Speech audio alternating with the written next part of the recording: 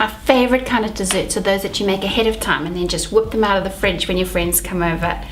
These are chocolate panna cottas.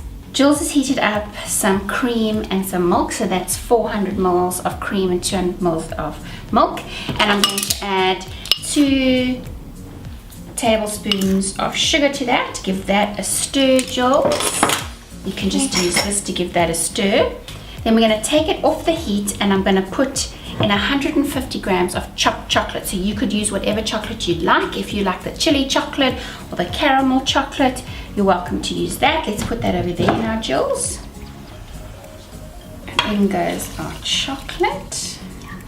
I mix 60 mils of hot water with 2 teaspoons of gelatine, and I've just let it dissolve until you can't see any of the granules anymore. As soon as that chocolate is well and truly combined in there, I'm going to put the gelatine in, and that's what's going to set and make it in that delicious dessert that we love. A little bit of vanilla, because chocolate and vanilla are really good mates. And if you'd like a little bit of liqueur in here, cherry liqueur would just be so amazing. So give that a good stir. Make sure that it's nice and smooth. All that chocolate is nicely combined. And then let's put in the gelatine. In that goes. And that's really all that it is to it. I've prepared these molds. These are just some little bowls that I bought, and you just spray them with spray and cook, or grease them with some butter. Make sure that they're really well greased. And then we're going to divide this between 6 bowls, because this will make 6 desserts. These can keep in your fridge for about 2 or 3 days, so make them ahead of time, and then just before you serve them, you turn them out. So let's get that. That looks great. And then we're just going to share this between the bowls, not slop it all over the place. Then this goes into the fridge for at least 4 hours. But if you want to leave it overnight, I think that that's best. There we go. And then those go into the fridge. I've let this sit overnight and it's set up really nicely. Now I'm going to show you how to put them onto a nice dessert plate.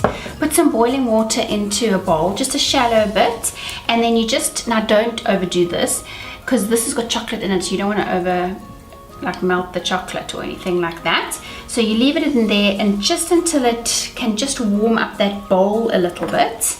And then you run your knife around the edge just to loosen it, because that you'll have a little bit of suction there, so you just loosen that. Don't leave it too long, and you do them one by one so that they don't get overheated. And then put a plate over your bowl, pop it over, give it a bit of a shake, say a prayer, and then it should come out really nicely, just like that. Does that not look amazing? So I've got these here that I've taken out already, and then to decorate, it's just perfect.